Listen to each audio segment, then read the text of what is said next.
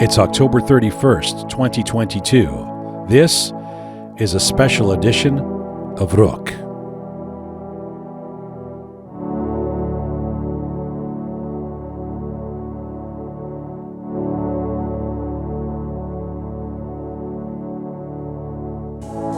Well, hi there. Welcome to episode 211 of Roqe, and a message to the United Nations. Words are not enough.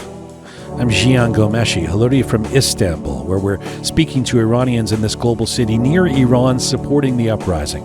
Salam dostan aziz, durud bar shama. A message to the UN. Words are not enough. To be clear, your words were never enough. The goalposts have been moved. You're no longer sitting in complete silence, but issuing little statements and sending out missives is not going to end the Islamic Republic violence. You see, United Nations, 7 weeks in and counting, for all the amazing energy of the global demonstrations and human chains, for all the appreciation of celebrity endorsements and Coldplay feeling our pains, for all the inspiring videos of all of us in the diaspora marching and chanting and repeating smart rhymes, we cannot lose sight of the fact that what is actually happening in Iran is a series of war crimes. And surely the time has come to graduate from lexical condemnation, because this brutal regime has proven repeatedly that it doesn't give a shit about verbal remonstration. How is it that so many in the world are now recognizing this horrifying theocracy in its kind, but the UN and international voice is so pathetically behind? To recap, the costs of an entire people fighting back against a murderous regime led by young girls and boys and new generations of passionate fighters for the cause of freedom are high. Children are being murdered, teenagers detained and tortured, writers and filmmakers and journalists imprisoned and executed, citizens being shot for honking the horn of their car. Dear UN, once again, do you have some kind of international reference we can cite when it comes to basic human safety and survival, something that you previously thought through? Turns out you do. The United Nations Declaration of Human Rights, the document that enshrines the rights and freedoms of all human beings, first accepted by the General Assembly as Resolution 217 during its third session on December 10th, 1948 in Paris. By now, all member states of the UN have ratified at least one of the 9 binding treaties influenced by the declaration. It said the UDHR has influenced legal, political, and social developments on both the global and national levels. It has 530 translations, the most of any document in history. Well, that's impressive. What does it say? Let's take a random look, shall we? Article 3. Everyone has the right to life, liberty, and security of person. Article 5. No one shall be subjected to torture or to cruel, inhuman, or degrading treatment or punishment. Article 9. No one shall be subjected to arbitrary arrest, detention, or exile. Article 11, the presumption of innocence. Article 19, freedom of opinion and expression. Article number 1, all human beings are born free and equal in dignity and rights. Dear UN, is there anything at all in those articles and many more that the Islamic Republic regime of Iran is good for? Is there any doubt that what the regime is engaging in right now in its war on the people of Iran is a contravention of the spirit, specifics, and statements of this international declaration? Hey, United Nations, it's time for concrete action. And yes, some of your spokespeople have made some statements. Thanks. But let's get serious. You know, back in the 1980s in Canada, there was a song written in the effort to bring attention to a desperate situation in Africa. The song was called Tears Are Not Enough. The idea was that we may sit in the West and shed a tear, but that's not going to feed people or stop atrocities from taking place. Well, maybe now it's our turn to reinvigorate that slogan with respect to the quiescence of platitudes and statements of support. People are dying. The situation is critical. The regime has no ethics, and words are not enough. For this revolution to happen and for the brave women and men of Iran to close this deal, there needs to be more effort than issuing verbal solace to appeal. It's time for concrete action, or we call your bluff. Hey, UN and international organizations, words are not enough. The This is a special edition of Roqe from Istanbul, where we will have our roundtable and be joined by 3 Iranians living here who've been on the front lines of demonstrating in Turkey and who join me to give us their perspective from this proximity. This is Roqe, episode 211, The Uprising, live from Istanbul.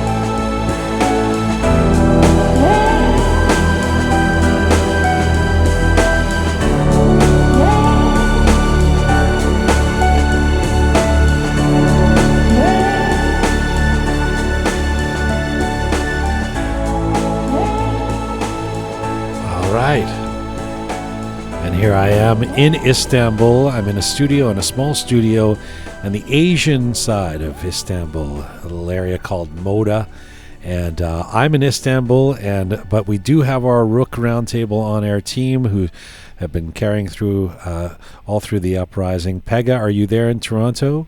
I am. Hello. Hello. And Shaya, you're there as well in Toronto, right? Yes, sir. Hi, Azam. All right. So we're across continents, but we're together. It's good to hear you guys, and it's good to be here in Istanbul. Let me say that coming up on this show, now I'm here partly because we're shooting a documentary about the uprising in close proximity to Iran here, that the activists, the people who are protesting here and supporting the uprising in Istanbul, which is of course very close to Iran, geographically, some would say culturally, etc. 3 guests coming up on this show that I spoke to earlier today. Shailin Assadolahi, an activist and actor who studied architecture but's working in theater here in Istanbul now and is very active in the Iranian protests here. She just came to Istanbul in the last year. Dara Salmanian, who's a fashion designer and artist. He's got quite a history in Iran with this regime where he was arrested twice. He was put into solitary at one point for 22 days. He's now been in Istanbul for a few years, and he's making a name for himself here, but still very passionate about Iran and has developed a whole new clothing line that speaks to the freedom movement for Iran. And Amir Asghari, who is a portrait photographer originally from Mashhad, a young guy who began as a photographer in Iran, couldn't do the kind of work he wanted to do in Iran, ended up coming to Istanbul 4 years ago, also very active in the protests here and has a great perspective. Now, each of these people coming up on this show, it's interesting. We're doing this a little differently, Shaya, as I actually recorded these interviews, wanted to do this on location, so they're done in different parts of Istanbul over the last 24 hours. So I like how you're saying that as if you don't know this.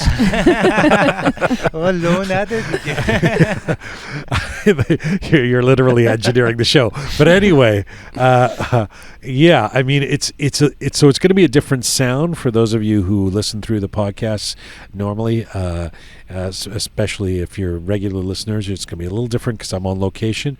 The other difference is, and this became an obvious reality after spending the last 2 or 3 days here speaking to interviewees, etc., that it's very difficult to do to get a lot of guests here in English. So a majority of these interviews are done in Persian, and I think that's going to be the case for most of this documentary that we do. Of course, visually that means we're going to be able to put English subtitles. As you're saying, to see for people who are watching it when the doc comes out on YouTube or Instagram or whatever.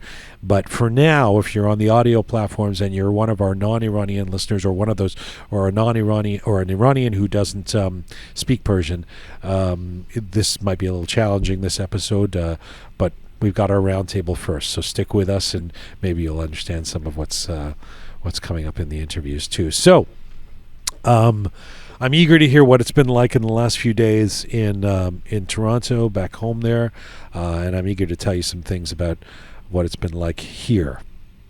Yeah, Who wants to start? We're excited to hear about what's going on over there. How's the general vibe been? Have you met any Iranians yet, of course, and what have you learned? Met a lot of Iranians already, and obviously the people that we're interviewing. We've interviewed a few more people than you're going to hear on this program today. As you know, there is a large Iranian community in Istanbul, very large. Like, it's hard to understand the exact numbers, but it's up to 1 million Iranians in Turkey, and a majority of those are in Istanbul. Wow. But there's a lot of people visiting here too. I think the stats are something crazy. Like, I think in 2021 there were 4 million Iranians who visited Turkey. So this is the destination, as a lot of Iranians listening will know. This is the easiest place, one of the easiest places for Iranians to be able to come to with respect to visas, etc., if they want to go on vacation or leave Iran. So that leads there to be a lot of people who, beyond the people who already live here or who've moved here more recently, there's a lot of Iranian tourists here, etc. And everything that I've ever loved about Istanbul, of course, is true. The nexus of East and West and Europe and Asia and Muslim and Christian and all of that, and the beauty of this city. But I will say it's a very, very real stark contrast to what I am seeing and feeling in other diaspora cities, like certainly in Toronto or New York, or I haven't visited LA in the last 7 weeks, but what I see in LA or Berlin or London, in that the protest movement here, those supporting what's going on, the freedom movement in Iran, is much more, I would say, necessarily muted here. In other words, it's not as apparent, despite the fact that you walk on the street and you hear people speaking Persian. The flags, the signs, the protest signs, the signs in the windows, the kind of thing you're going to see in Toronto, especially the north of the city, you simply don't see here. Now, there's a number of reasons for that, because the people we've spoken to here are passionate about being Iranian, and in the case of the interviewees you'll hear today, because they've been protesting here as well, they're passionate about the movement in Iran. But it simply isn't as visibly active. We'll get into it in the interviews, but if I were to give you some quick point form, I would say a lot of the Iranians here, as you would know, Shaya, and I mean, a lot of people in the diaspora understand this about Turkey. They can come here more simply on a visa, but it's not necessarily a secure one. It's not. There isn't a guarantee you can stay in Turkey forever, or That's in the West, etc. So a lot of people who are here don't know how long they're here for, and if they may be sent back or may have to go back anytime. So that adds to a layer of trepidation about being too vocal or acting out that somebody who is comfortably moved to San Francisco may not feel. The second thing is that there's a great concern here amongst the people I've spoken to so far, and we kind of knew this already. In fact, people flagged this about us even coming here, that the regime in Iran, I mean, look, we're an hour flight away from major cities in Iran here. Yes. It's pretty close. So that the regime tends to have its tentacles in Turkey, in terms of agents here, IRGC here, and tends to track people and their families here. So again, there's a heightened level of concern that that the person who's running around the streets of Montreal and saying death to the dictator or something doesn't necessarily feel. And then finally, I mean, here in Turkey, it is simply culturally and legally not as open and friendly a place to protest. It's not the vibe that in Toronto, where the cops are handing people water and going, all right, high-fiving the protesters. So for all of those reasons, it's interesting. The conversations seem to be happening on a, in a more, I don't want to say underground, but because obviously there are protests here, and there are people very active here and active in social media here, and some of them are the guests that we're we have on the show today, and we'll continue to be throughout the week as we interview people for this documentary. But it's a very different kind of vibe here, because there's all these added layers to wade through in terms of what people feel like they can say and do. Was there any human chain yesterday there? Like here in Toronto? I don't think so. I mean, I think there was some advertising for it, and I think there was maybe some people who, and correct me if I'm wrong if you're in Istanbul and listening to this and you were part of the human chain, but even the people that we've spoken to here who are active protesters, there's not an agenda of protests. Again, you can't bring our Toronto mindset where there's the community is out there every night, Yes. to Istanbul. It's a different vibe here.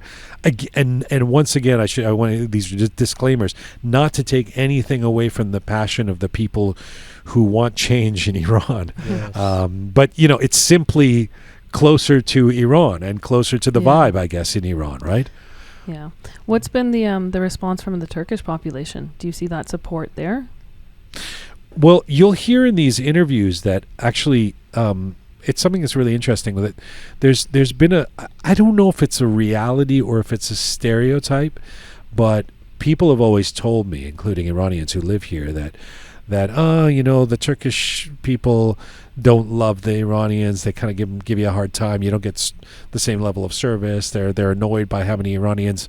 The migration to Istanbul, to Turkey, has been relatively recent. It's only in the in the big numbers, right, Pegah?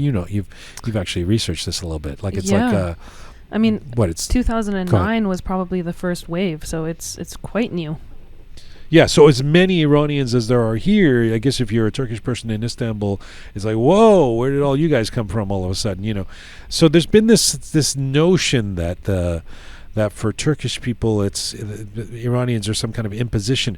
I have to say that everyone we've spoken to so far, and there may be exceptions, but everyone that we've spoken to so far, including the people we're interviewing today, and folks I've met anecdotally, or I've met incidentally on the street, or people that we're going to interview that we've talked to, everyone has said the Turkish population that they've encountered and been around in the last 7 weeks has been very supportive of Iranians, very supportive of the freedom movement, very supportive of action being taken.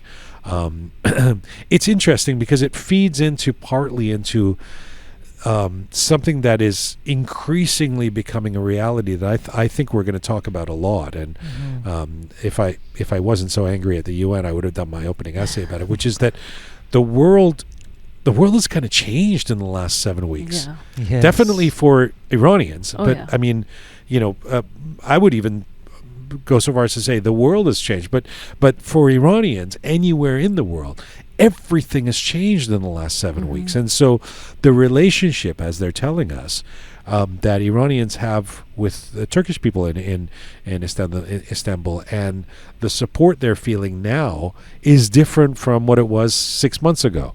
It's very interesting how it's all shifting, and they feel the same thing. The Iranians here feel the same things that we do in terms of that, that rebirth of Iranian pride that we've talked about, and that in fact, we had that wonderful woman who was in Mashhad, who was on our show last Thursday, saying that she's 30 years old. She's never been proud to be an Iranian. She's always felt like it was a curse to be an Iranian woman. And now in Mashhad, in the last 6 weeks, she's a proud Iranian. So that's inside Iran, and that's definitely something that is happening here in Turkey as well. Yeah, interesting. When Revolution 1979 happened, Khomeini famously said that we have to export our revolution.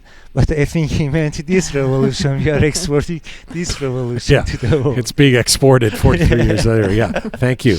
How was, you asked about the human chain, how was obviously I saw the all the videos and everything from different cities, and a lot of them from Toronto. I kind of missed that I didn't get to be part of it. How was the human chain in Toronto? Pegah? I mean, it's been incredible. I feel like I keep saying this every week about how proud I feel to be a part of this and to see that shared sense of solidarity and unity. But I think at every single rally, demonstration, event, that sense of pride just increases. I actually went to the Human Chain with my whole family, and it was unbelievable to see the thousands of people that poured out onto Yonge Street to show their support. I was only there for about 2 hours, but even driving back home up on Yonge Street, it was unbelievable to see young, old, Iranian, non-Iranian. I mean, anything that you can imagine and see from the videos, I'm sure, that have been, going viral. It was incredible. Well, I have to say, I mean, I was very proud to see how many people came out for it and all that. Mm-hmm. But sitting in Istanbul looking at the videos, now I have to be careful here because I don't want to don't hate on me for saying this if you're a part of the Human Chain, because I know there's a lot of passionate people who I heard it was very well organized. Yeah. But it doesn't have the same optic appeal. Like there's the drones that show the Human Chain, how long it is and stuff. But it simply isn't the same visual splendor as seeing 100,000 people in Berlin. It doesn't have that same kind of. So I was curious on the ground what it felt like because you're part of something big, but Mm-hmm. you're not surrounded by thousands of people in the same square, right? How did that feel? Yeah, I mean, you could only see as far as, I guess, the eye could see from where you were standing individually. But I think, and I don't know, I mean, I haven't spoken to any of the organizers or anything, but I'm assuming that the idea behind this was to engage people who don't necessarily take part in something like this. So, the average person who's just driving on Yonge Street, going about their Saturday, they see, a stretch of 20-something kilometers or whatever it was of people standing there with signs and chants and slogans and all of that, and it raises that awareness. So it's that awareness piece. But something about the organization that I have to mention, it was incredibly organized, down to the details of the chants. There was actually a Telegram page that the volunteers were circulating so that everyone could say the same chant at the same time. And it was amazing. A live... it's amazing. Yeah, it was, I mean, everyone was holding their phones and they would see the chants live. And so everyone was saying the same thing at the same time. And it was... I mean, I was actually brought to tears at one point to see everyone, echoing that same sentiment and everyone kind of being on the same page and just that unity. It was beautiful. Wow. Were you part of it, Shaya? Sorry? Did you wake up in time to go to the Human Chain? Sorry. Okay. No, I know you're... Did you go on the Human Chain? Were you part of it? Actually, no. I mean, I couldn't wake up early. Ah, okay. So, yeah, because I know it was in the morning. Yeah. It's not easy for musicians, the Human Chain.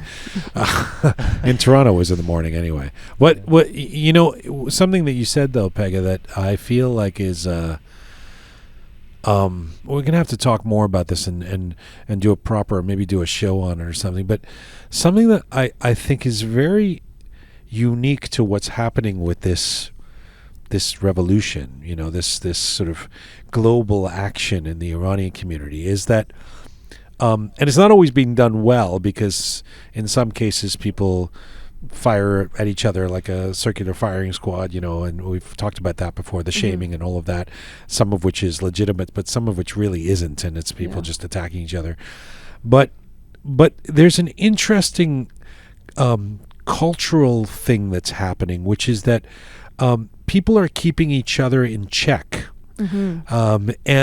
And there's a real integrity to it. Again, I know there's exceptions to this, but for example, people are very sensitive internationally, I think, to no one using this movement for their own monetary gain, for exploiting it. If somebody is seen to be doing that, they get called out. And so there's this kind of group energy where people are trying to look out for each other and keep everybody on the right track.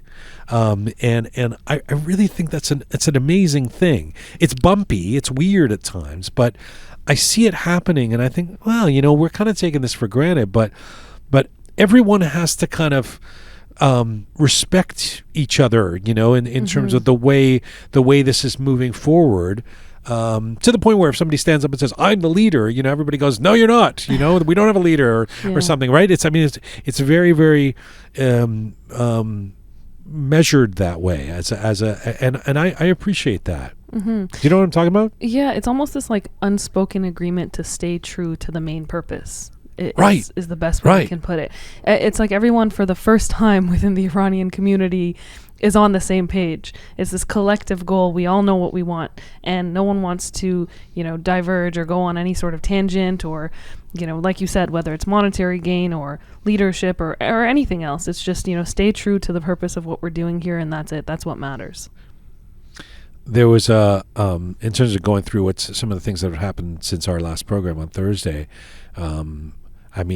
There's a few viral moments, and one of them, of course, was the British band Coldplay, who, props to Coldplay, right? Like, there's people who, I certainly have friends who aren't Coldplay fans because they sold out or they were too pop for them or something like that, sometime back in the early 2000s after that first album. It's like, I don't like this band.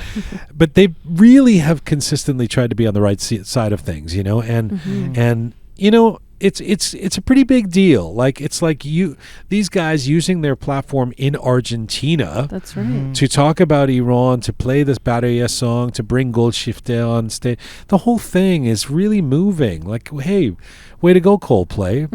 Thank you, right? It was a sold-out show of 70,000 people.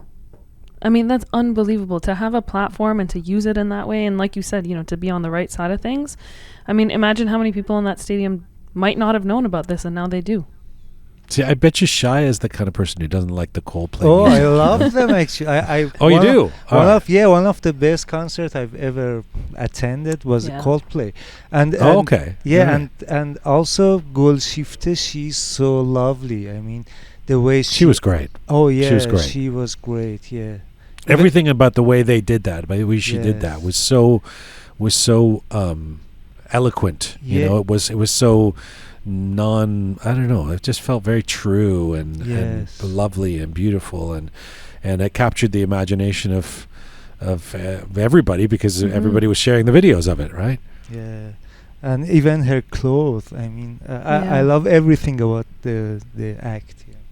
Yeah. It was a really, in and amongst horrible news coming out of Iran, these kind of moments of unity and inspiration are really, really valuable, I feel. There was more news on the weekend about, there was, there's every time another new kid dies, when the young chef, the 19-year-old chef that we've seen the photographs of, and there was another, we talked about, I guess it was 3 or 4 weeks ago, the massacre of Zahedan, and what's happening in Istanbul, Balochistan, which some people have actually used the word genocide, and there was more of that on the weekend in terms of the brutality in Zahedan that and some of the outlying areas that you don't necessarily see in the big cities, and that's saying a lot given the brutality that's taking place in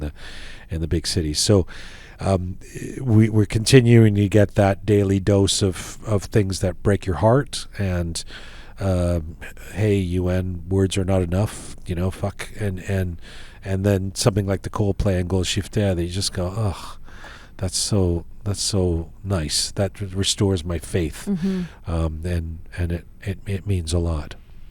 Yeah. On that note, we heard about the crackdown on the universities as well. That was also some of the news that came out, which was, we've been seeing it. We've been seeing it for 6-7 weeks now, but I just feel like every time these news come out, it's just gut-wrenching to see the brutality and just the ongoing brutality of it. There were so many videos and things like that came out of Tehran and Mashhad specifically, with students being beaten and detained again.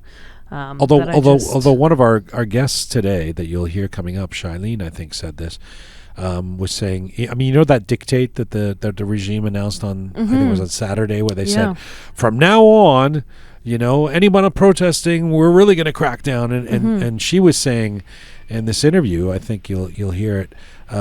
She was saying, "Really, like, what more can you do?"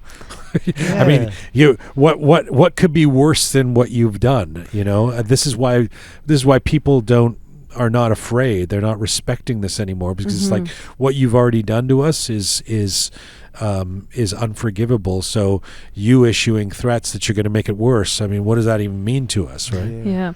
I actually had the quote from the general who said that, because I wanted us to talk about this, and I wanted to look at, you know, how ridiculous it was what he was saying. And so I'm just going to read the quote really quickly. But what he said, and I believe his name was General Hossein Salami, if I'm not mistaken, and he was he's the commander-in-chief of the Iran Revolutionary Guard.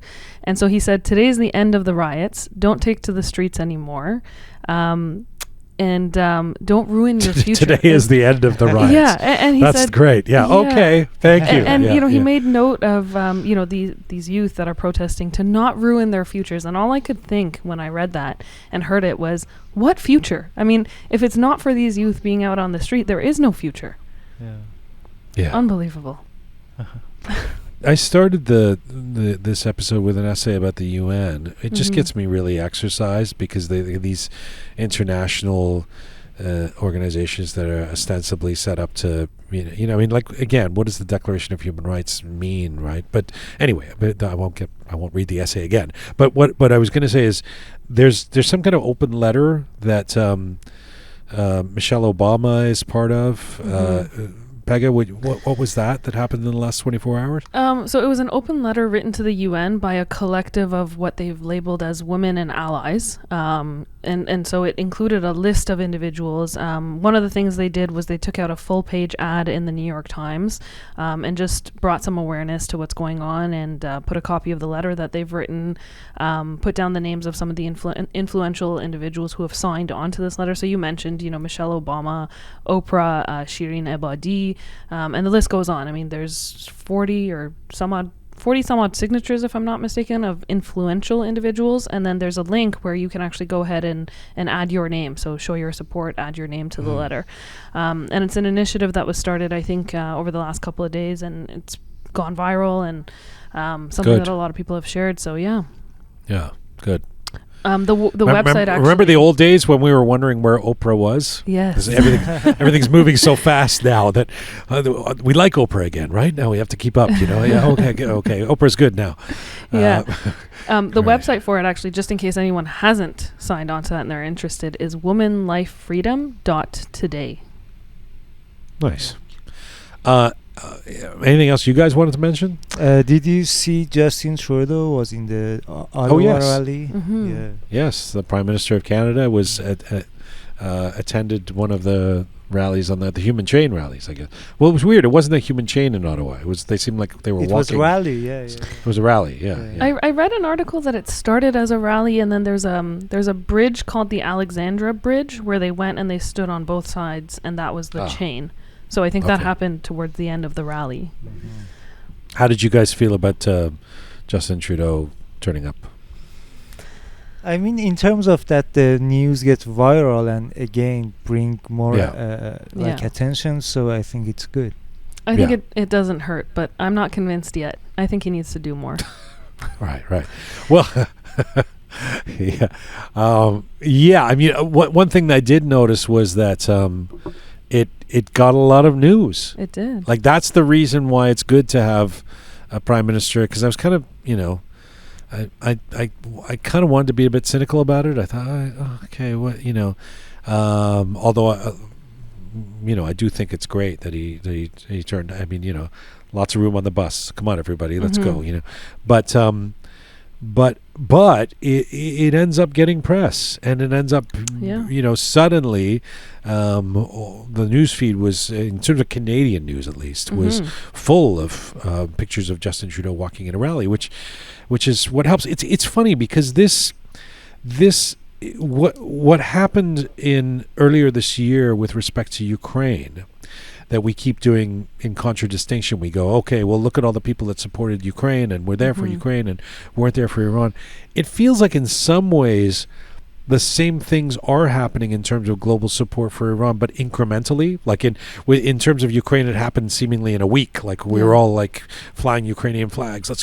And with respect to Iran, it's kind of a ball that keeps rolling and growing, and because it firmly does feel like celebrity culture is now on side, and now leaders are feeling like they have to come and be part of this. The global leaders, whether it's Michelle Obama or Justin Trudeau or whatever, really are feeling that the need to say something. Well, I'm sure probably comes from an honest place too, but where 4 weeks ago or less we were wondering where they were.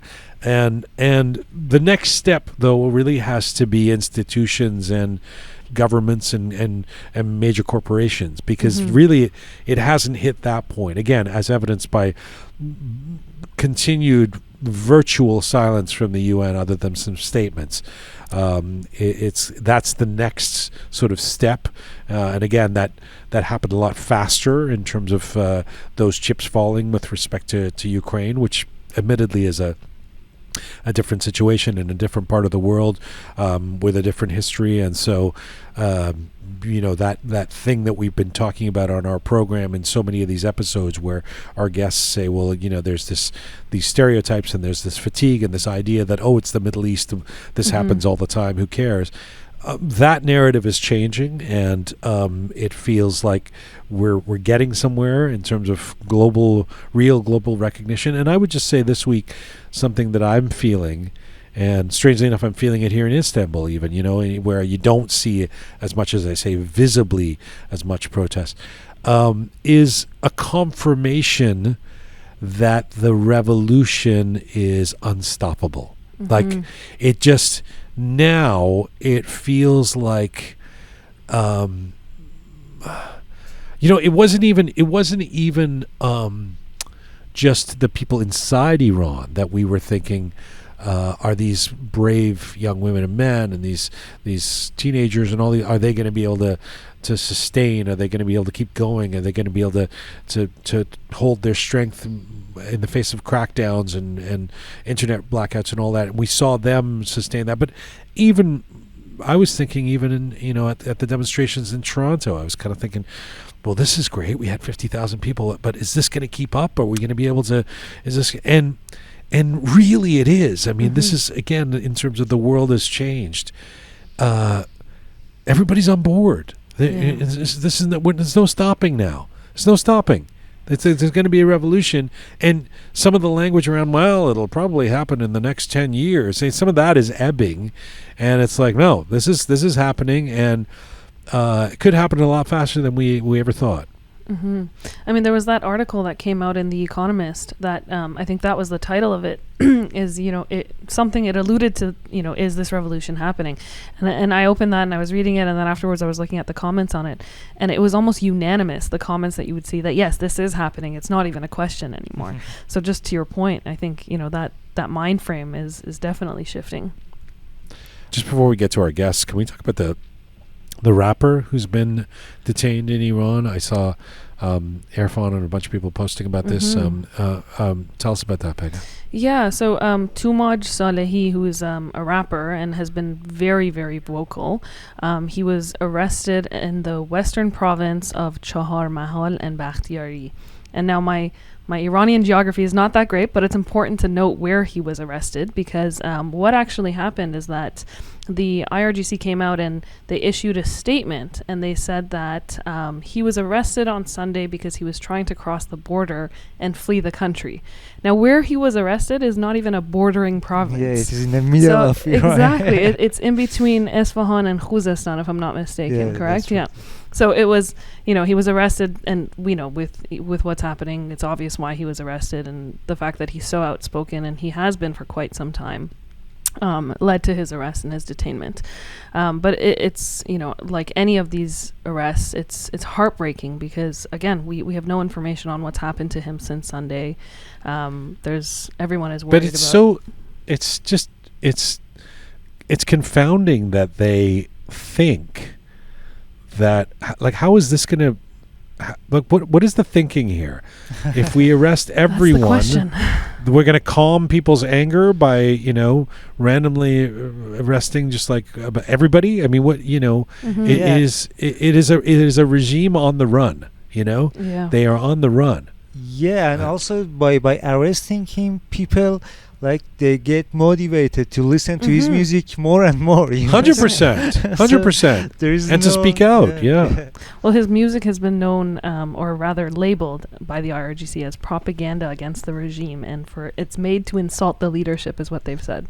So it's fuel to the fire. I mean, arresting him, like Shaya said, the people will listen more, and it's just aggravating. All right. And also tomorrow I have to mention that is the 40th day after passing Sarina Alizadeh, which I think it would be again another 40th anniversary, which people go and Right. Yeah.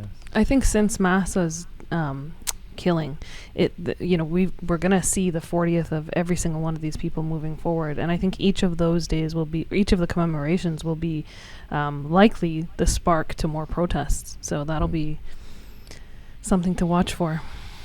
I am here in Istanbul. This is a special edition of Roqe the Uprising, live from Istanbul.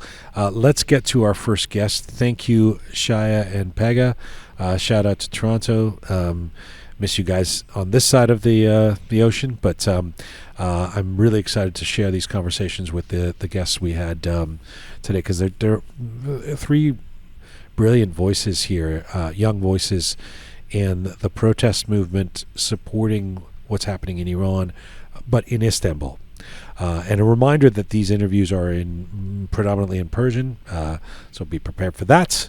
Although I ask in English and then it just ends up being in Persian. And these are on location, so the sound will be a little bit different. So should we get to our first guest? Please, yes, let's go. All right. So the first guest is an actor and activist who only moved to Istanbul in the last year. Shailin Assadolahi studied architecture in Tehran and then got involved in theater. She has performed in various European cities, very passionate about Iran. She actually comes from an activist family where I think almost all of the members of her family have been imprisoned at one point or another by the regime. I met with Shailin this afternoon in a public square in Old Istanbul on the European side. Here's our conversation. Hi, Shailin. Hi. Nice to see you here. Nice to see you too. Tell me, first of all, how you've been feeling in recent weeks. Oh, it's too complicated, and how can I tell you? And I prefer speaking Farsi because I can explain more my emotional about these weeks. Okay. خب پس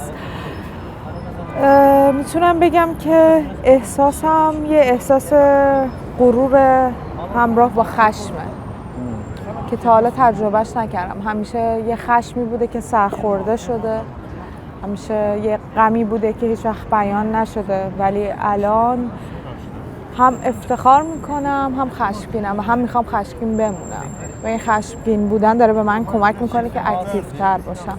It's crazy how it almost feels like everything has changed in less than 2 months.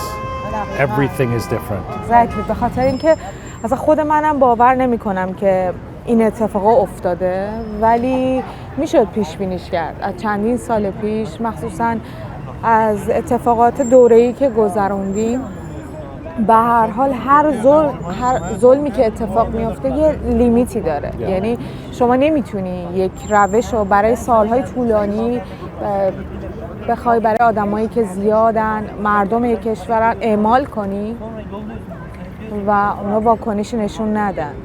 ولی خب ما همش اینجوری بودیم که چون اینا یه ذهنیتی تو ذهن ما گذاشته بودن که قراره یه امام زمانی بیاد، قراره که در آینده به ما یه کمکی بشه، ما هیچ وقت به حال فکر نمی‌کردیم و اون آینده دور الان برای ما نزدیک شده و تبدیل به زمان حالا شده و خیلی You haven't been in Istanbul for very long. I mean, you've been living here for 2 years, 3 years? Yeah, I've been there near to 1 year and a half. Oh, 1 year. 1 year and a half. Not long at all.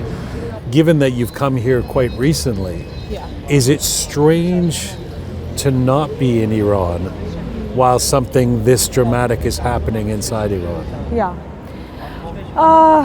آره اینجا هر کدوم از ماهایی که میایم اینجا یک دلیل خاصی داریم، یک عقبه خاصی داریم برای اومدن. چون اول این سوالی که یک کسی از شما میپرسه که چرا کشورتو ترک کردی، قبلش بعد این سوالو بپرسه که چی شد که نخواستی تو کشورت بمونی. این سوال مهمتره. Why didn't you want to stay in your own country? آره و فکر می‌کنم اگه اینو یعنی بگیم مهمتره، به خاطر اینکه من به عنوان یک زن، به عنوان یک دختر، به عنوان یک فرزند یک خانواده، به عنوان خواهر یک خواهر یک برادر و به عنوان یک شهروند به رسمیت شناخته نمی‌شدم. مجبور بودم سانسور کنم، مجبور بودم حرف نزنم، مجبور بودم از خواسته هام بگذرم، مجبور بودم اصلا انسان نباشم. اون چیزی میخواستم باشم که اونا خواسته بودن، حتی تو مدرسه، توی دبیرستان، توی دانشگاه، وقتی دارم تو خیابون راه میرم، وقتی دارم میرم سر کار، هیچ جا نمیدونستم کیم، نمیدونستم میخوام چیکار کنم. حالا شرایط خانوادگی و فشارهایی هم که بود به کنار، من فقط دارم الان از یه شهروند میگم، من اصلا وجود نداشتم. برای همین ظرف 2 هفته تصمیم گرفتم همه چی رو ول کنم و بیام. حتی فکر نکردم و خانواده من مخالف بودن. چرا ترکیه؟ بخاطر اینکه راحت تر بود، بخاطر اینکه سریعتر میتونستم. What was the turning point? یعنی چه اتفاقی افتاده که در اون 2 هفته که you were like I've got to go, that's it? خب من خیلی تلاش کردم تو ایران، کار کردم، من بازیگر تئاترم، خیلی دوران سختی تو دوران کرونا گذروندیم و خب حالا یه سری اتفاقات برای خواهرم افتاد، اینکه زندانی شد، دستگیرش کردن، مدت زیادی ازش خبر نداشتیم برای بار اول. خب بار دومش هم که من اینجا بودم. چرا زندانش کردن؟ در حقیقت اینه که آگاهی رسانی میکرد و یک فعال اجتماعی بود و داشت برای احیای حقوق آدم هایی که توی اقشار دیگه‌ای دارن زندگی میکنن فعالیت میکرد، از کارمند، از کارگر. And that's enough to get you arrested. شما فقط لازمه که نفس بکشی و اعلام کنی دارم نفس میکشم تو این زمان، اونا خوششون نیاد شما رو میگیرن. چون یک حکومت ایدئولوژی محور داریم، ما یک حکومت توتالیته داریم، یک حکومت متمرکز داریم که هیچ صدای مخالفی رو نمیخواد بشنوه و تو این مدت هم همش ما رو پوش کرده به جهت اینکه اونجوری که من میخوام فکر کنیم. الان ما خیلی اتفاقات داریم، ما فکر میکنیم که ایرانیایی هستیم که اتحاد نداریم، الان شما خیلی راحت میبینید اینا همش بازی‌های خبری خودشون بود. همه قومای ما ایرانو دوست دارن و تا زمانی دوست دارن که بهشون به عنوان یک قوم اهمیت داده شه و بهشون حقوق داده شه، بهشون حقوق انسانی داده شه. حتی ما که تو تهران زندگی میکردیم حقوق انسانی برخوردار نبودیم، حالا چه برسه به اون بلوچه، کرده، هرچی. I mean, part of where I was going with the question was, do you feel, I don't want to say guilty, some people have talked about that, survivor's guilt. You're safe, you're here in Istanbul, there's other people in the battle. But given that your family's there and you've come here so recently, does it feel strange to, and I know you've been at the protests here, does it feel strange to not be in the protests in Tehran? Yes. خب آره خیلی سخته. من احساس گناهکار بودن نمی کنم به خاطر اینکه این شرایط برای هر کدوممون انگار پیش اومده. هر کدوم ما به نوع خودمون تصمیم گرفتیم که یک حرکتی انجام بدیم. شاید من با خروجم از ایران این کارو میتونستم بکنم، یکی با موندن. البته که دوست داشتم الان تو ایران باشم و کنار دوستان باشم، ولی اون لحظه‌ای که رفتم دیگه به اینجام رسیده بوده و احساس گناه چیزیه که اینا میخوان. چه من به عنوان ایرانی خارج از ایران، چه به عنوان یک ایرانی داخل ایران انقدر قدرت دارم که بتونم مؤثر باشم، ولی اینا میخوان این تفکر رو به شما بدن هر جایی که هستی غیر مؤثری، باید احساس ناراحتی کنی، باید غمگین باشی از حضورت. اصلا چرا از ایران رفتی بیرون؟ حالا که رفتی هیچ حقی نداری. کی گفته اینو؟ من میتونم خروج کنم، چرا خروج کردمش به عهده شماست. چرا من نموندم؟ پس شما باید احساس گناه کنی نه من. ولی من رفتم اینجا میتونم مؤثر باشم. من نمیرم تو خیابون، من شاید الان کشته نمیشم، ولی هر بار که یکی که کشته میشه من 100 بار بیشتر کشته میشم. به خاطر که اون احساسی که اون میتونم احساسو درک کنم که اون خانواده وقتی عزیزی رو از دست میده چه کیفیتی رو داره، یعنی چه کیفیت از احساسو داره حس میکنه.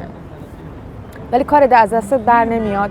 ولی باز میگه که خب باشه، من یه ایرانی خارج از کشورمم، میتونم این همبستگی خارج از کشورم به وجود بیارم. حتی تو این کشور ترکیه که به هر حال شرایط خیلی سخته اینجا، نه به خاطر اینکه حالا حیات خلوت ایرانه، آره به بیانی حیات خلوت ایران هست، ولی بیشتر به خاطر اینکه ایرانی هایی که اینجا هستن از حقوق شهروندی پایداری برخوردار نیستن. این همشون باید یه سال 2 سال دوباره کیملیک بگیرن و میترسن و خیلی داستانهای دیگه که اینجا وجود داره. ولی هر کدوم از این بچه‌ای که الان اینجا هستن، من اصلا قبلش فکر نمی‌کردم اینطوری باشه، یعنی زیاد دوست نداشتم با ایرانی‌ها اینجا معاشرت کنم، با اینکه از ایرانی بودن خودم همیشه لذت بردم. ولی الان نگاه می‌کنم همه آدما تو هر طیفی که نامگذاری شده براشون که حکومت این القابو داده به ما، اون فلانی نمیدونم مطرب، اون یکی پلنگه، اون یکی نمیدونم بی‌عقل، اینا رو همه رو اونا دادن به ما. همه اینا برای یه هدف مشترک حالا دور هم جمع شدن، پس همه‌شون صاحب عقلن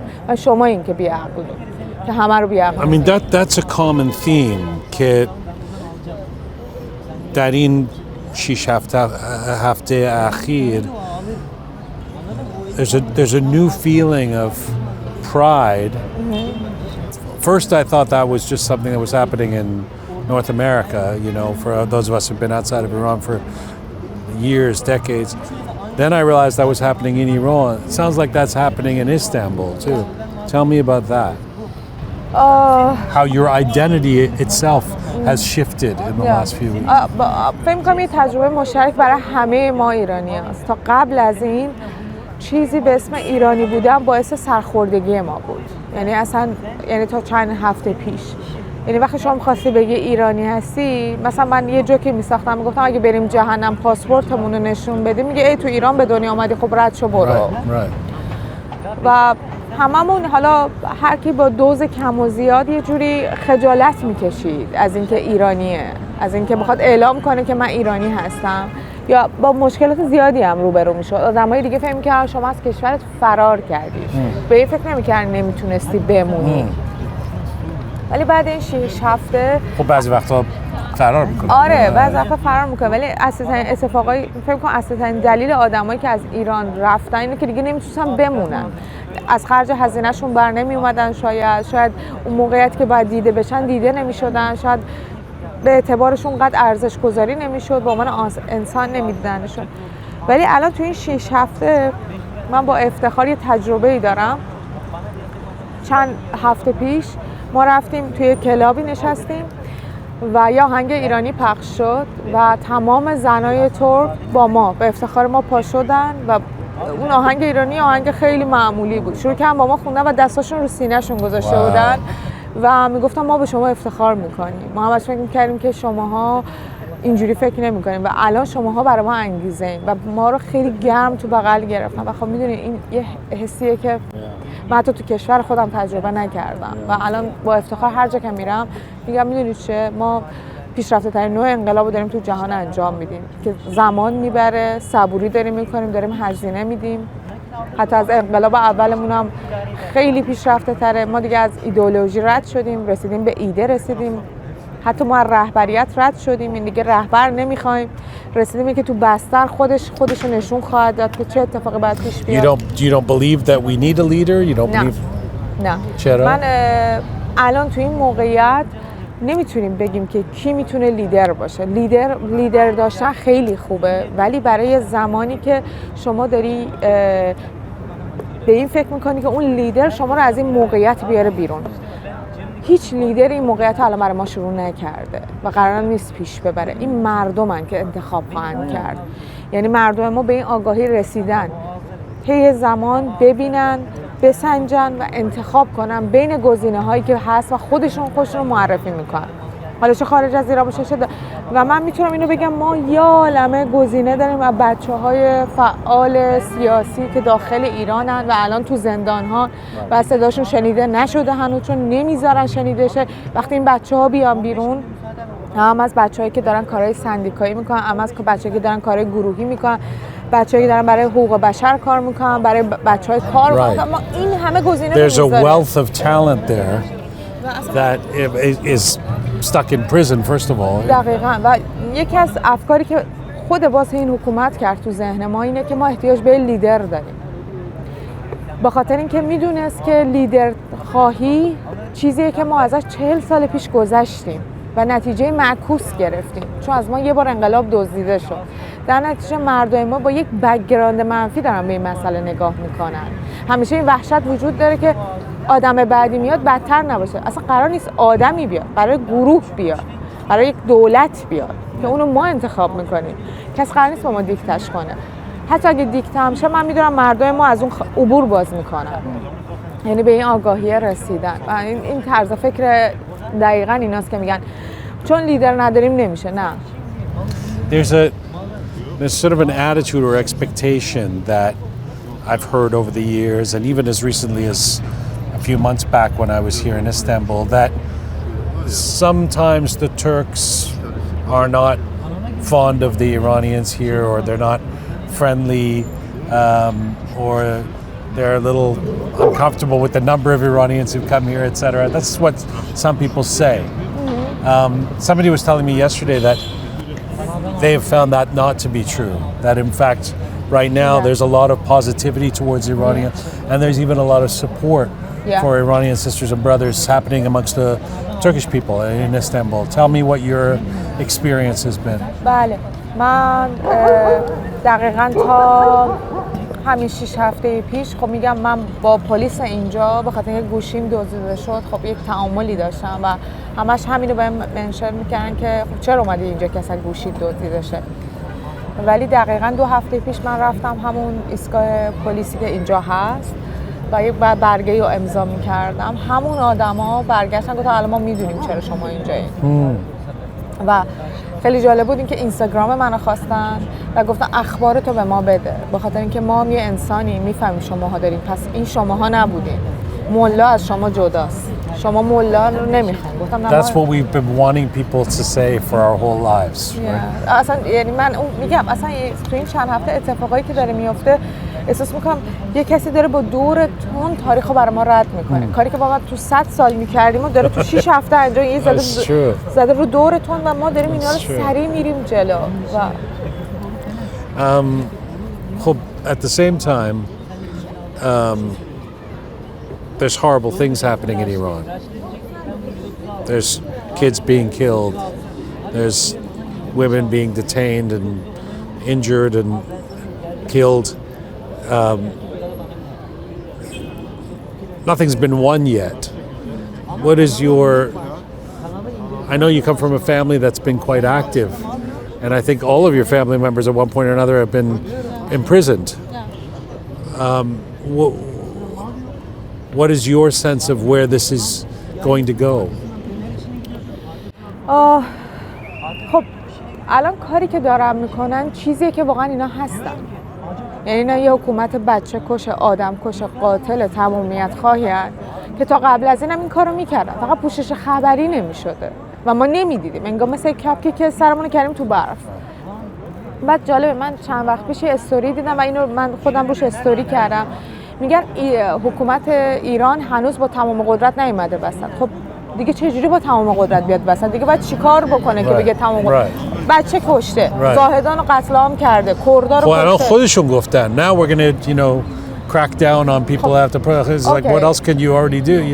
یک کسی که در معرض خطره، یه سگی که میخواد، آخه میگن سگی که میخواد بگیره دیگه واق نمیکنه.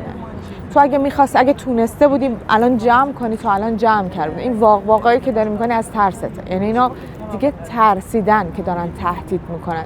کسی که تو موقعیت تهدیدهای بزرگتر از چیزی که هست قرار میگیره، یعنی میدونه به آخر رسیده، میگه چنگ آخرمو میذارم، بشه نشد تمومه. من فقط این بپرسم چی کار دیگه باید بکنه؟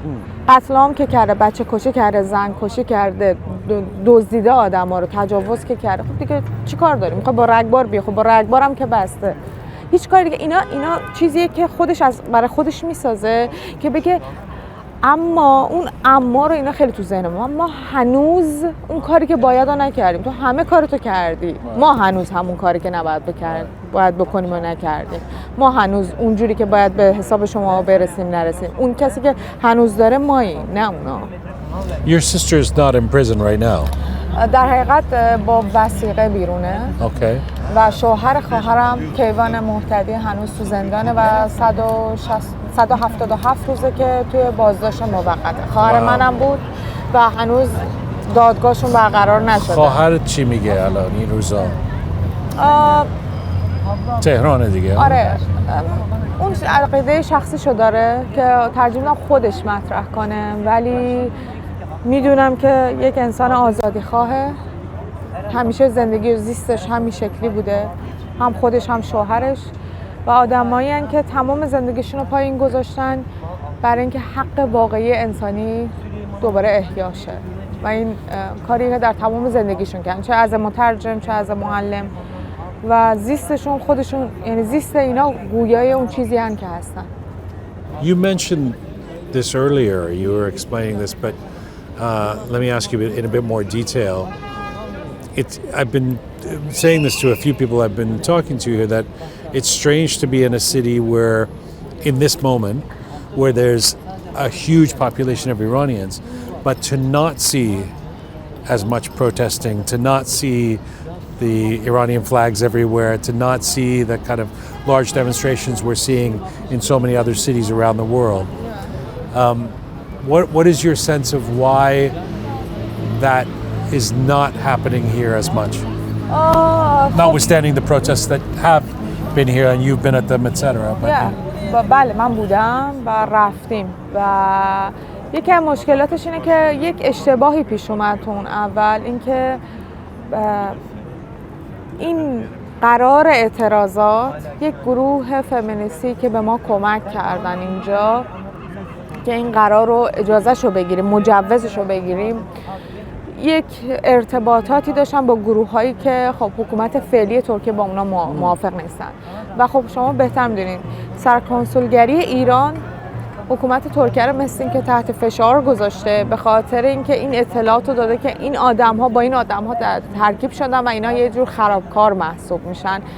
ولو اینکه ایران و ترکیه الان توی موقعیتی هستن سر آذربایجان و نخجوان که این موقعیت ملتهبیه، چون همونجوری که میدونیم کشور ما میخواد یه جور جنگ را بندازه، یه جور خبرها رو معطوف کنه یه جای دیگه و ترکیه نمیخواد این باج رو به اون بده که این اتفاق از طرف ترکیه بیفته. به خاطر اینا خیلی محتاط‌تر برخورد میکنن و یعنی فراخور مناسباتی که اینجا با ایران وجود داره خیلی منطقیه که اینا نخوان اون چهره از ترکیه رو به جهان نشون بدن، چون موافق منافعشون نیست و من این حق رو به مردم کشورم هم میدم. کسایی که دارن اینجا زندگی میکنن با تمام سختی‌هایی که دارن طی میکنن خیلی محافظه‌کارتر از آدم‌های دیگه‌ای باشن که در کشورهای دیگه آزادترن. یعنی ما باید نسبت به همدیگه خیلی صبور باشیم و شرایط همدیگه رو خیلی خوب درک کنیم. با اینکه ما خیلی جمعیت داریم اینجا، ولی چه جور جمعیتی داریم؟ معمولا بیشترشون جمعیتی هستن که به خاطر مشکلات مالی اومدن، شرط استیبلی ندارن. من هیچ وقت نمیتونم از اون آدم توقع کنم بیا حالا شرایطتو خطرناک کن و بیا اینجا اعتراض کن. ولی میتونم حمایت کنم، میتونم آگاه سازی کنم، میتونم دیتا بدم، دیتا بگیرم.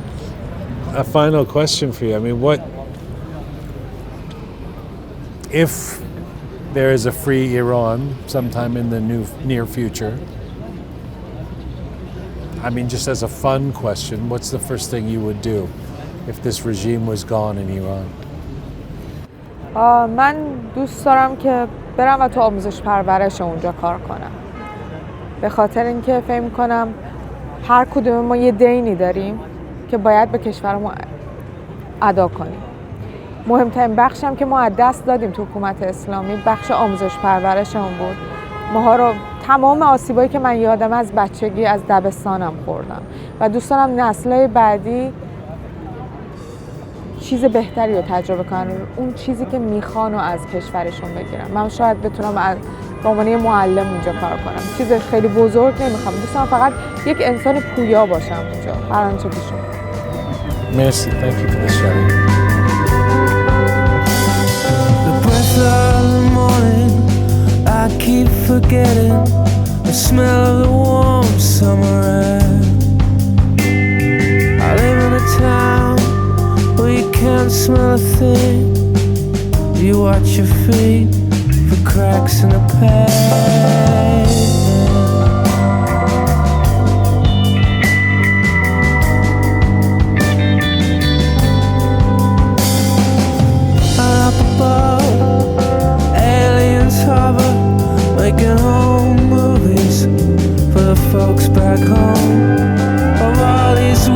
creatures who lock up their spirits, draw holes in themselves, and live for their secrets. This is a special edition of Roqe, episode 211, The Uprising, live from Istanbul. I'm here in the studio on the Asian side of Istanbul.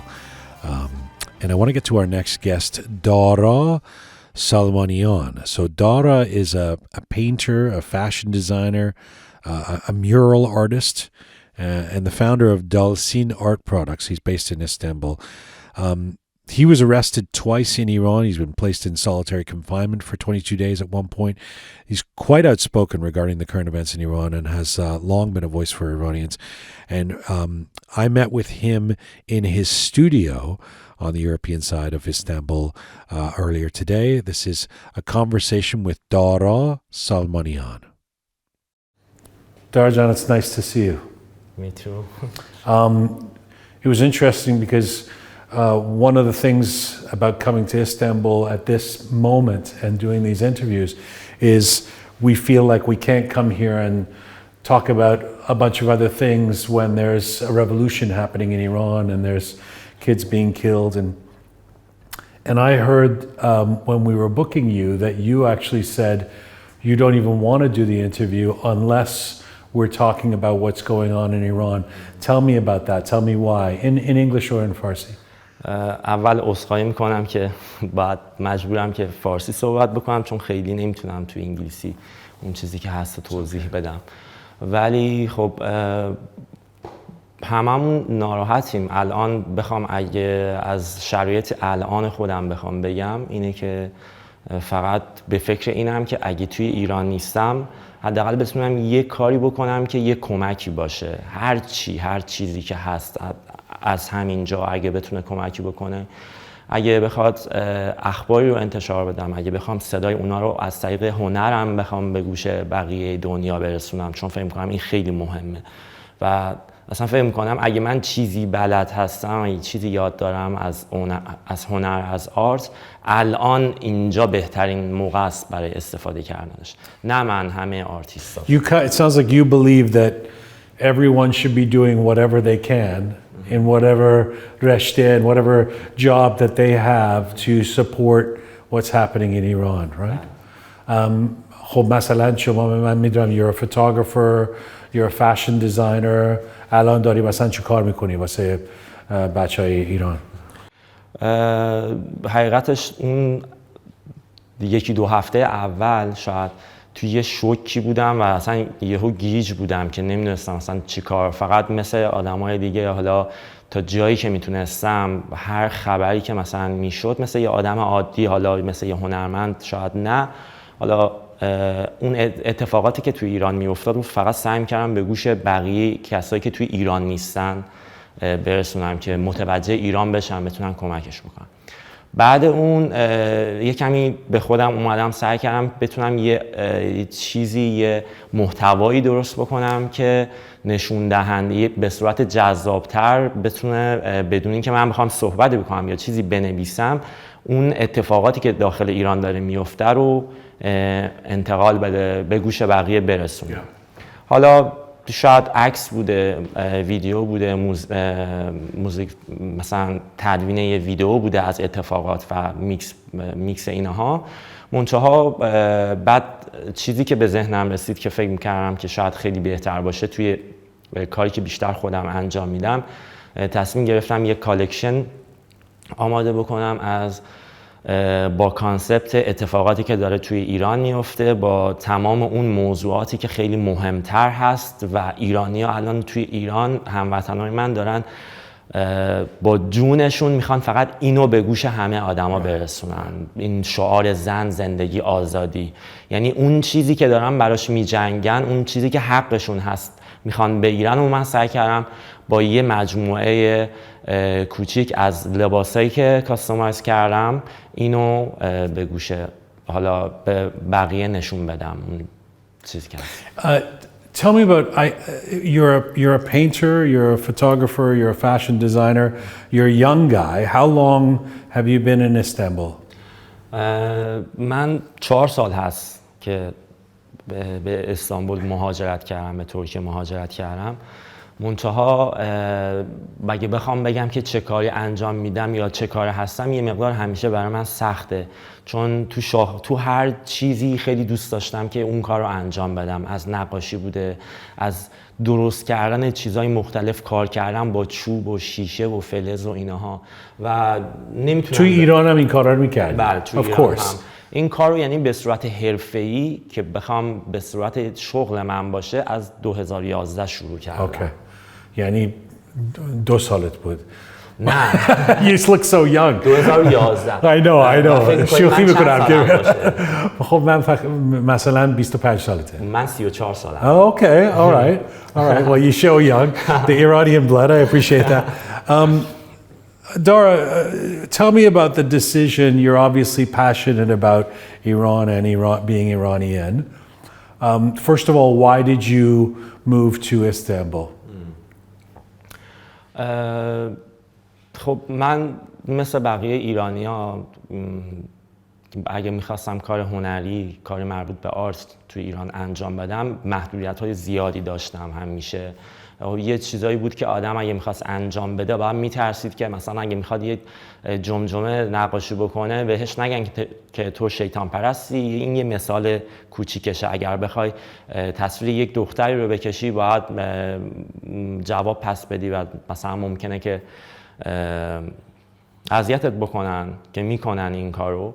علاوه بر اینا یه مشکل دیگه‌ای که من داشتم، یعنی حالا مشکل میشه گفت یه محدودیت بزرگی که داشتم، به خاطر اعتقاد من بود، چون من مسلمون نبودم مثل خیلی از آدم‌های دیگه.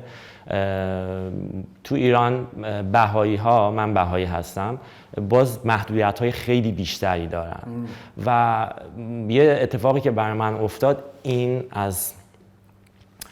انگار از این کار هنری که من انجام میدادم اینو بهونه کردن و در اصل به خاطر اینکه اعتقادم فقط اعتقاد قلبی من فرق داشت، من اونجا دوبار دستگیر کردن و حقیقتش من دیگه طاقت اینو نداشتم که بخوام توی ایران بمونم. خیلی از دوستای من چه بهایی چه غیر بهایی تو ایران هستن، بچه‌ها خیلی دارن تلاش میکنن، خیلی دارن کار آرت انجام میدن، ولی واقعا خیلی سخته و تجربه تلخی که من داشتم دیگه دیدم اگه بخوام باشم نمیتونم. یعنی میخواستی بیای ترکی یا نه، یا آسون ترین جای میتونستی؟ یعنی اگر میتونستی میومدی کانادا یا 100%. فقط دیگه نمیخواستم توی ایران باشم، یعنی یه جورایی فرار کردم از ایران، هر جایی به غیر از ایران. I was going to say your opposition to the regime and what's going on in Iran didn't just start these last 6 weeks, 7 weeks since the killing of Mahsa Amini. You have your own experience being arrested, being taken to jail, periods where your parents didn't even know where you were. میتونی یه کمی توضیح بدی exactly what you've gone through in Iran? فکر میکنم که سال 86 بود اگه اشتباه نکنم، یه بار به خاطر یک نقاشی دیواری که خب حالا با اسپری مثل خیلی دیگه آرتیست‌ها داشتم این کار رو انجام میدادم، که البته قبول دارم که شاید یک کاری بوده که خیلی مثلا شاید اجازه چیزی می‌خواسته، ولی به اون بهانه منو گرفتم و وقتی متوجه شدن که من بهایی هستم، برخوردی که با من داشتم برخورد کسی نبود که روی دیوار نقاشی میکنه. منو به یه جایی که چشم بسته نمیدونستم کجا هستم بردن. اون موقع سنم کم بود، 19 سالم این حدود بود. آره، بردن یه جایی 5 روز اونجا بودم، دائما بازجویی میشدم و اصلا بازجویی که میشدم در رابطه با کاری که انجام دادم نبود، در رابطه با اعتقاد من بود که تو چرا بهایی هستی، تو پدرت مسلمونه، تو حکمت اعدام میشه. گفتم من عقیدم اینه. و بعد از اون حدودا 9 سال بعد دوباره که میشه تقریبا 6 سال قبل، دوباره منو گرفتن توی یه طرحی که خودشون داشتن که فقط آرتیستا رو بگیرن. منو طبق چیزی که خودشون نوشته بودن به خاطر این انتخاب کردن که اعتقادم هم فرق داشت، یعنی به خاطر اینکه بهایی بودن منو گرفتن، وگرنه کسایی دیگه بودن که از دید خودشون توی اولویت بودن. سری دوم 22 روز نمیدونستم کجام، توی اتاق تنها بودم و دائما بازجوهایی که میشد 90% مرتبط بود با اعتقاد من، نه آرت من، اگه منو به خاطر آرت گرفتن. و بعد از اونم یه 4 روز به خاطر این کتاب بخوان یه وثیقه بیارن من آزاد بشم توی زندان بودم. و میخوام بگم توی اون 22 روز انقدر شرایط وحشتناک بود برای من از لحاظ روحی که توی زندان تا بال این تجربه رو نداشتم. من هیچ کدوم اینا رو تجربه نداشتم، حالا به غیر از اون بازداشتگاه. توی زندان احساس آزادی میکردم. یعنی خوشحال بودم که من الان توی زندانم آدم میبینم، میتونم با کسی صحبت بکنم. و اون همون اکسپریانسی که داشتی how does it affect you now؟ یعنی مثلا تا آخر عمر همراه من میمونه. یعنی من توی یک جنبه‌های از زندگیم به یک سری مسائل همیشه بدبینم، همیشه میترسم که یک کسی با من صحبت میکنه یا با من داره نزدیکتر میشه این چه هدفی داره. چون بعد از اینکه از اونجا در اومدم باز تا 6 ماه با من تماس میگرفتن، میخواستن که من مثلا جاسوسی جامعه خودم رو بکنم، جامعه بهایی رو بکنم براشون، که من گفتم نه این کار نمیتونم بکنم. این نیستم. یعنی مثلا وقتی که این ویدیو رو میبینی که همین الان توی ایران که بسیج داره مردم میزنن و میکشن و اینا، ناراحت کننده هست، ولی مثلا عجیب نیست واسه شما اینا رو ببینید؟ عجیب یعنی are you surprised؟ میگم نه سورپرایز البته الان چرا این 1 ماه واقعا سورپرایز شدم. یعنی چون تمام به خاطر اینکه چیزهایی که توی تاریخ ما راجع به خشونت اقوام قبل خونده بودیم الان چیزایی اتفاق افتاد که از اونها خیلی بیشتر بوده. واسه همین هممون شوک شدیم. من اون موقعی که توی ایران بودم من نمیخوام چیز رو بزرگش بکنم، اون دو دفعه‌ای که منو گرفتن منو کتک نزدن، ولی از لحاظ روحی تهدید کردم، ولی هیچ وقت منو کتک نزدن، منو شکنجه نکردن. اگه اون اتفاق برای من میافتاد که اصلا دیگه نمیدونم واقعا. ولی الان که دارم میبینم که جوونا رو مثلا میگم با من اون کار نکردن، اونقدر برای من وحشتناک بود. و من 19 سالم بود، سری دوم 24-5 سالم بود، 25-6 سالم بود. اون نوجوانی که 17 سالشه اونجا یا کمتر چی کار میکنه؟ چی به اون میگذره؟ Do you on some level when you're in Istanbul, when you're this close to Iran and you know all of that's happening, even though you chose to come here and you had to come here, فرار کردم گفتی you escaped to come here, do you on some level feel guilty? You know, somebody, one of our guests last week used the word survivor's guilt. Do you feel guilty that you're here and you're not there somehow helping on the streets? حقیقتاً این حس 100% که این حس سراغ من میاد و فکر می‌کنم این سراغ تمام ایرانی هایی که خارج از ایران هستن این حس سراغشون میاد. بعض وقتا ناراحت میشن، میگن من تو ایران نیستم، اگه بودم منم شاید میتونستم کمک کنم.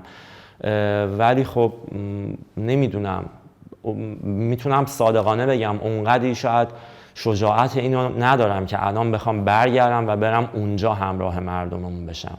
منتها یه چیزی که هست، فکر میکنم که حالا این یه اتفاق ناخواسته هستش، این اتفاقی که داخل ایران افتاده و حالا این جریانی که ایمان دارم که نتیجه خوبی ازش خواهیم گرفت، به ماهایی که بیرون از ایران بودیم هم احتیاج داشته. یعنی ماها هم یه قسمت کوچیکی رو انجام دادیم. اگه ما نبودیم نمیشد به اون سرعت اون اتفاقات به گوش دنیا برسه. خیلی کارا من اگه اینجا یه چیز رو توی اینترنت میگم، اینترنت هم دارم، چون میدونم که خارج از اون محیطم و دورترم خیلی آزادانه این کارو میکنم. ولی توی ایران ممکنه اون کارو خیلی نتونم راحت انجام بدم. یا اصلا حتی بچهای اونجا که باشون حرف میزنیم میگن که they hear us, they appreciate the demonstrations and the support. میدونن که تمام دنیا دارن support میکنن and it means something to them, right? Does part of you want to be there? الان دوست دارم تو ایران باشم، ولی تو این شرایط واقعا نمیتونم، چون تجربه تلخی داشتم. یعنی میگم صادقانه میگم من شجاعتش رو الان ندارم که توی این شرایط توی ایران باشم. خب when you talk about شجاعت, you're in your early 30s, mid 30s, so you're roughly the generation of the hash, the green movement. You were probably out there on the streets in 2009 as part of the hash, right?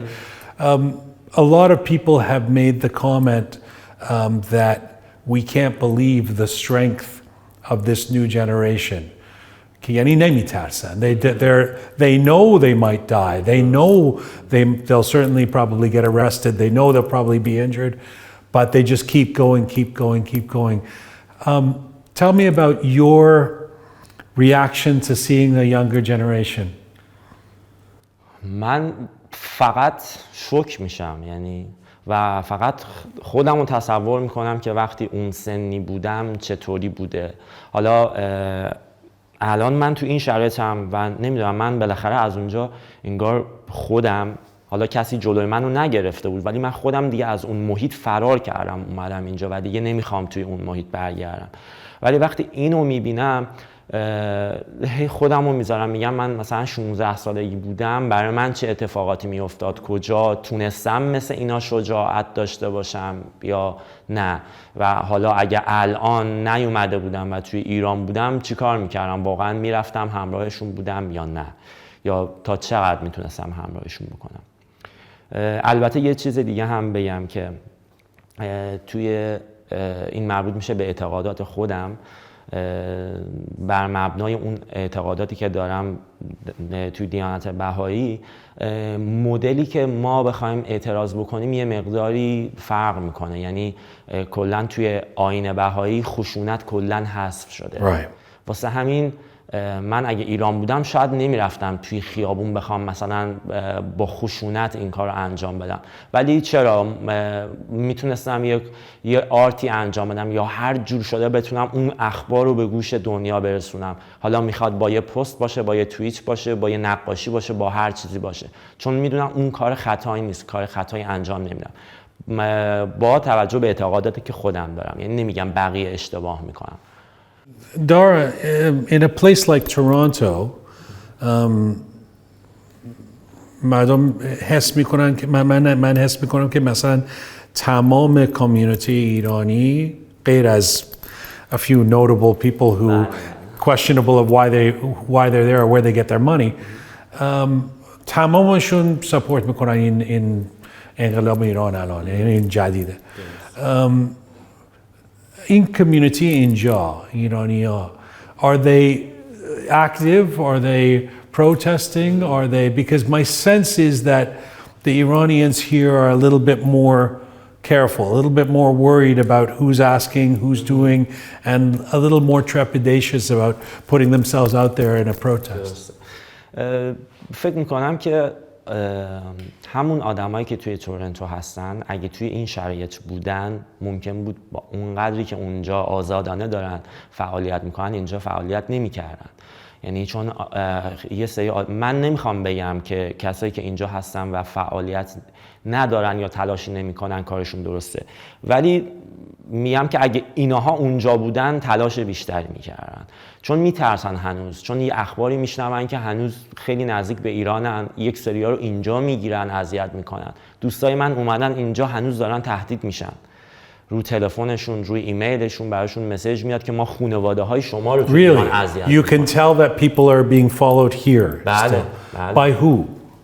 نمیتونم الان نام ببرم ولی از چند تا از دوستان من. نه ولی مثلا کی دارن؟ Is the regime, IRGC? بله رژیم. یعنی از خودشو مأمور نظام معرفی میکنه، میگه که اگه شما اونجا فعالیتی میکنی، اگه یه پیج بزرگی داری توی اینستاگرام، اگه یه عالمه آدم زیاد فالو تو رو میکنن که بخوای تاثیر رو اونا بذاری و بر علیه ما چیزی انتشار بدی بر مبنای این جریان، ما اینجا خانواده تو اینجا میدونی که ما میتونیم هر کاری بکنیم. تظاهرات چی؟ Are there big protests here? اینجا چند تا بوده، من فکر می‌کنم 2-3 تاشو خودم رفتم. یکیش خیلی زیاد بودیم همه، ولی اونای دیگه خب مثلا خیلی آدما زیاد نبودن و به نسبت تعداد ایرانی هایی که اینجا توی استانبول هستن، چون خیلی زیادیم ما، خیلی زیادیم.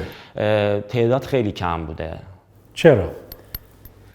نمیدونم، شاید یه سریا فکر میکنن که با اومدنشون شاید کمکی نمیکنن، یه سریا میترسن، یه سریا فکر میکنن که میخوان برگردن ایران بعد دیگه نمیتونن برگردن، که خب درستم فکر میکنم، ولی خب نمیدونم. خب درست ممکنه فکر کنم، ولی اینطوری به قول همه دارن میگن you have to choose at this point, right? I mean it's ولی به این فکر نمیکنن که خب اگه این کار بکنن ممکنه دیگه همه بتونیم برگردیم ایران وقتی اون اتفاق بزرگ بیفته. Do you argue with these people? نه، چون هر کسی هر کاری که دوست داره میتونه انجام بده، ولی ممکنه که من دیگه باهاشون در ارتباط نباشم. اگه دوست من بوده تا قبلا، وقتی میبینم دوست من به فکر ایران نیست، یعنی به فکر منم نیست، به فکر خانواده خودش هم نیست، پس من میگم اوکی، من دیگه با تو کاری ندارم، دوستای دیگه ای انتخاب میکنم یا اونا از دایره دوستی من خودشون حذف میشن، ولی نمیتونم بگم تو چرا این کار نمیکنی. یا اگه بخوام بگم خیلی کلی میگم، اونا فقط زاویه دید منو ببینن، شاید فکرشون تغییر بکنه. چون ما تو ایران همش میترسیدیم، همش اینکه یه وقت نکنه یه کاری رو بکنی.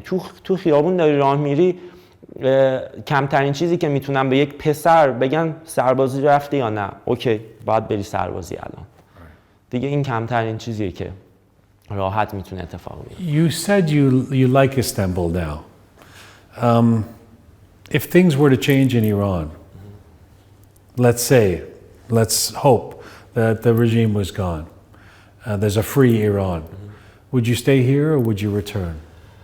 من مطمئنم که این اتفاق میفته و مطمئناً برمیگردم ایران.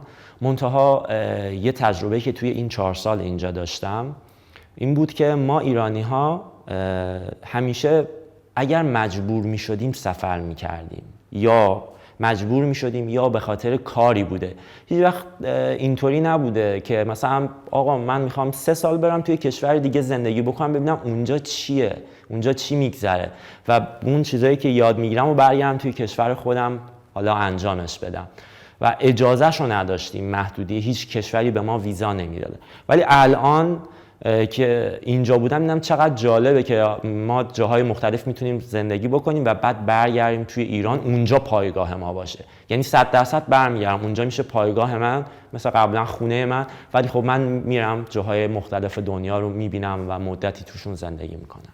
و فکر میکنم همه ایرانی‌ها منتظر اینن که این اتفاق بیفته تا همه برگردن و بعد از اون تمام غیر ایرانی‌ها میخوان بیان توی ایران، چون میترسیدن قبلش بیان، میخوام بیان ببینن حالا توی ایران چیه، ما چی داریم برای گفتن. Thank you so much for doing this. It's such a pleasure to be in your studio. Let me ask you just a question, just to get this response from you, because I had a sense of it when I talked to you earlier. When you think about this regime in Iran in the last 43 years, how angry do you get? سوال سختی پرسیدین.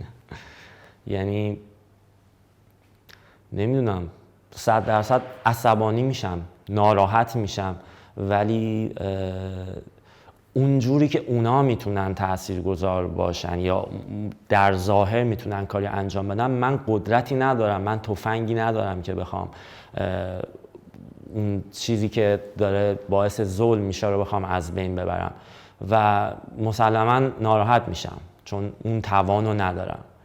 اما فکر میکنم که چیزی که من دارم و خیلی از هموطنهای من، خیلی از جوانای دیگه دارن، اون از تمام تجهیزاتی که اونا دارن خیلی قوی تره و اون ایمان و اون عشقی هستش که تو دلشون هست. اون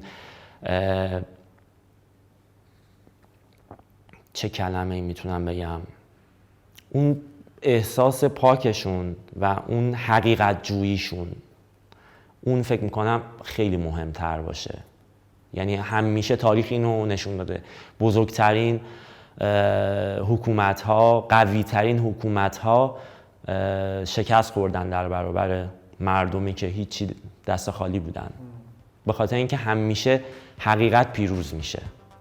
یعنی چون حقیقت پیروز میشه اصلا کاری نداره که شما 1 نفر باشین یا 1000 نفر باشین، بالاخره حقیقت پیروز میشه. مرسی دارم.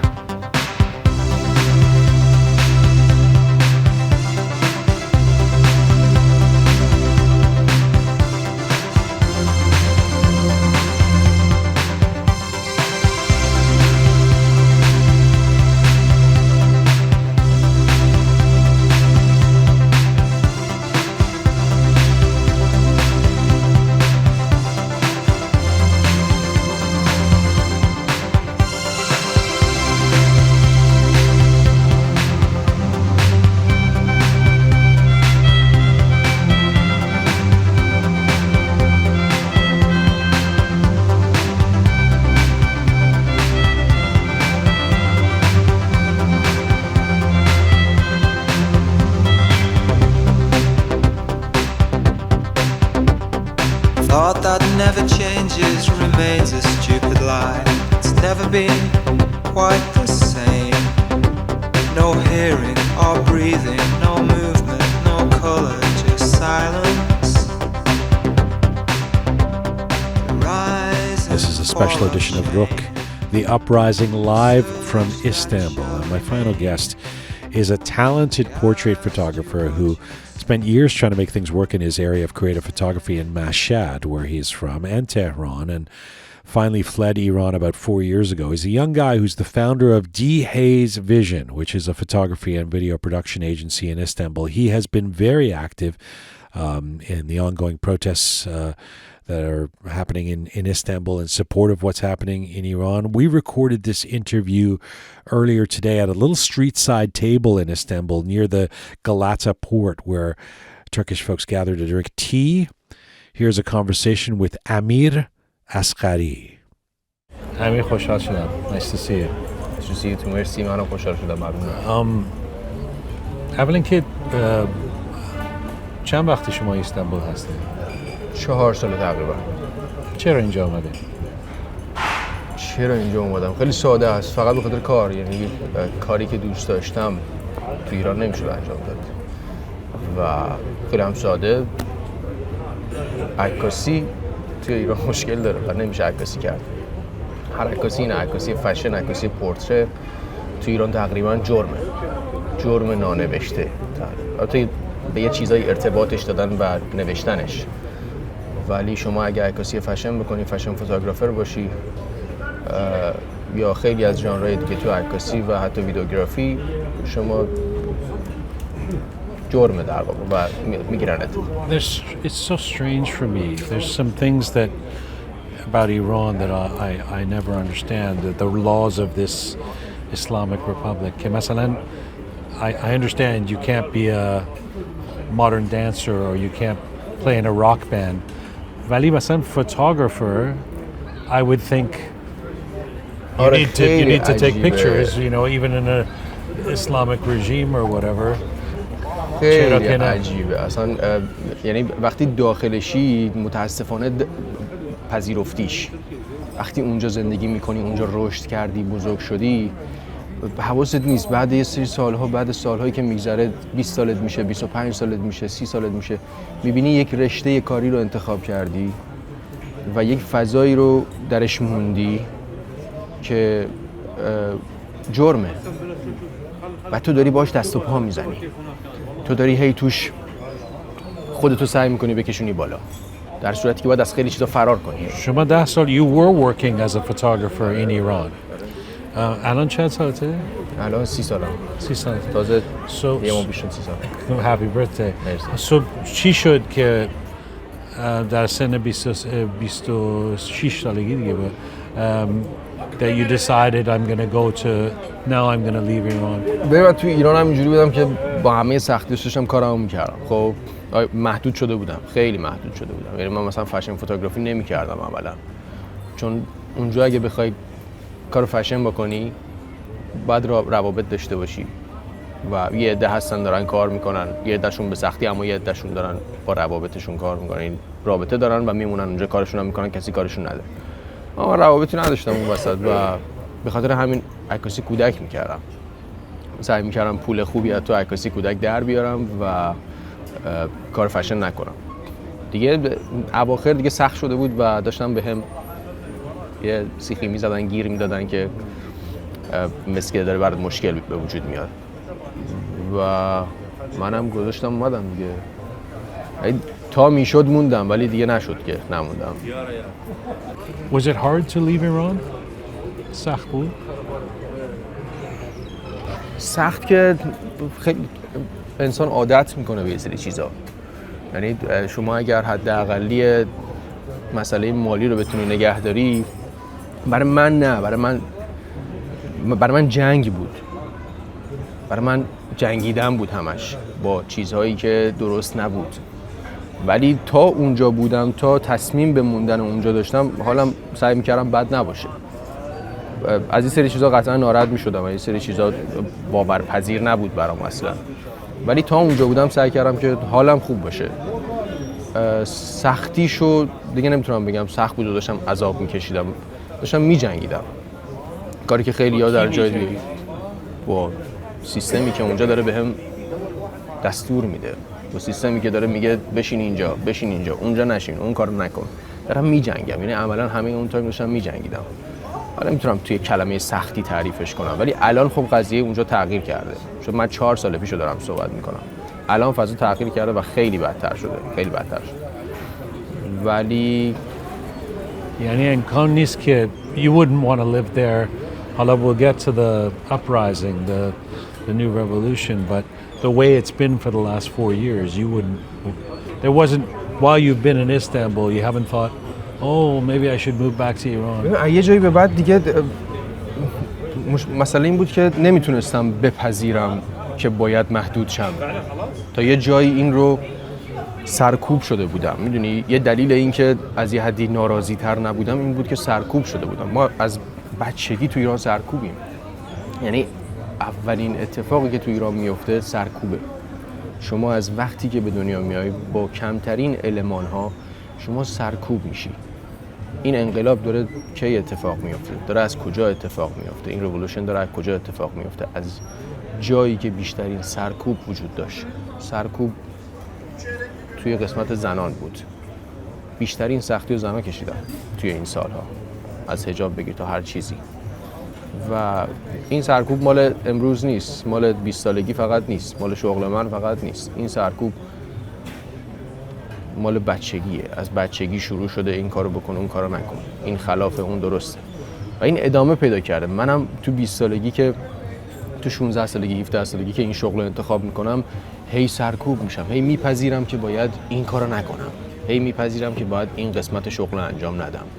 ما هی میپذیرفتیم در گذشته، هی میپذیرفتیم، مدام میپذیرفتیم که اوکی این کارو نباید کرد، اینجا نباید رقصید، اینجا نباید موزیک خوند، اینجا نباید فلان کار کرد، این مشروب مال ما نیست. میپذیرفتیم و هی خودمون رو تطبیق میدادیم با شرایط، هی وفق میدادیم با شرایط.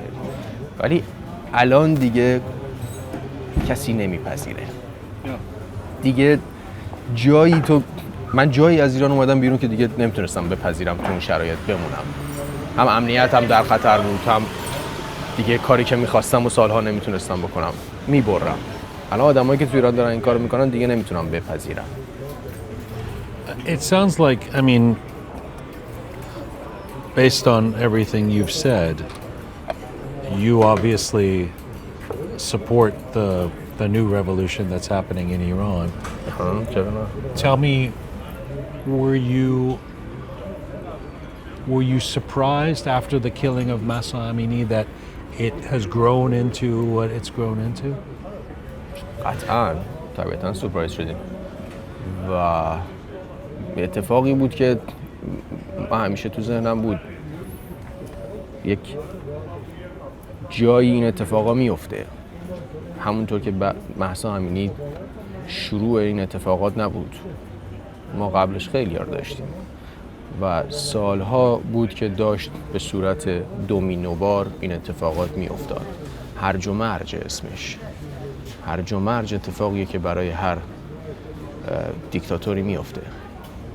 یعنی هر دیکتاتوری به مرور میرسه به هرج و مرج. هر چقدر هم که خفقان ایجاد کنه، هر چقدر که محدودیت ایجاد کنه، بالاخره میرسه به هرج و مرج. و این هرج و مرج اینطوری نیست که بره بالا بیاد پایین، بره بالا. نه، اینطوریه که از یه جایی به بعد دیگه میره بالا و اضافه میشه و هر روز بیشتر میشه. تو همین یک ماه داریم میبینیم، تو همین 40 چند روز داریم میبینیم هر روز این هرج و مرج بیشتر شده و چیزی که کل قصه رو تغییر میده همین هرج و مرج. همین هاست که هیزم خودشونه و دیگه نمیتونن جلوی تغییر رو بگیرن. Okay, so but as you say, there's so many versions of this that have happened before. The student riots of 1999, the Green Movement, Hash, the Alban. This time قدرت داره. This time it just keeps growing. It keeps growing. هر کاری که این رژیم داره میکنه doesn't stop it. چرا؟ به خاطر اینکه چند تا اتفاق میفته. ببینید قدرت این رژیم فقط در ایجاد ترس بود. دیگه جواب نمیده. شما تا یه جایی میتونی یک نفر رو بترسونی. وقتی که دیگه بلا رو سرش بیاری دیگه نمیترسه. من از تو گوشی خوردم میترسم. اگه چند تا بهم تو گوشی بزنی دیگه نمیترسم. اگه به 100 نفر تو گوشی بزنی، روزی 100 تا تو گوشی ببینم دیگه نمیترسم. این یکیشه. یکیش تصوره، قدرت تخیله. انسان از روز اول بودنش یه تفاوتی با همه جاندارها داشته. تخیله، قدرت تخیل بوده. میتونسته تخیل کنه. و تمام چیزهایی که به دست آورده با تخیل کردن بود. اول تخیل کرده، بعد تصور کرده و بعد به واقعیت پیوسته. تو تا نتونی تصور کنی، تا نتونی تخیل کنی نمیشه. تو باید اول از ذهنت استفاده کنی. همه این کارو کردن این مدت یه اتفاق عجیبی افتاده. ده زیادی کارهای هنری تولید میکردن که تخیلاتشون رو به تصویر میکشیدن و مردم رو آشنا میکردن با چیزی که واقعا قراره در ایران بعد از انقلاب اتفاق بیفته. ایران بعد از انقلاب مردم ببینی این شکلیه. این شکلی میشه. تو باید ببینی، بتونی باورش کنی. تا این اتفاق نیفته تو براش قدمی بر نمیداری. دیدن مردم که این کارو کردن، دیدن مردم که پا شدن تمومش کنن و این یک دو تا از علتاییه که این دفعه متوقف نشده. تو چیزی رو که دیگه تصورش کنی نمیتونی نداشته باشیش. تو وقتی که تو ذهنت میاد که من فلان ماشین رو دیگه باید بخرم، اوکی. اگه ببینی میشه وای نمیسی سر جا، پا میشی میری جلوتر، یه قدم براش برمیداری، یه قدم هی میای جلوتر و هر روز هی همه دارن یه قدم میرن جلوتر تا بهش برسن. اینا چیزایی که تفاوتش رو نظرم. Have you been involved in the protests here in Istanbul? آره، 2-3 بار من رفتم، ولی خب اینجا هم فضای خیلی جالبی نداره. اینجا هم یکم. چرا؟ من مثلا ما که از تورنتو میایم، اونجا که there's huge protests هر هفته، حتی 2 or 3 times during the week. Los Angeles هم همینطور، لندن هم همینطور. اینجا که up to 1 million Iranians are in Turkey and many of them in Istanbul.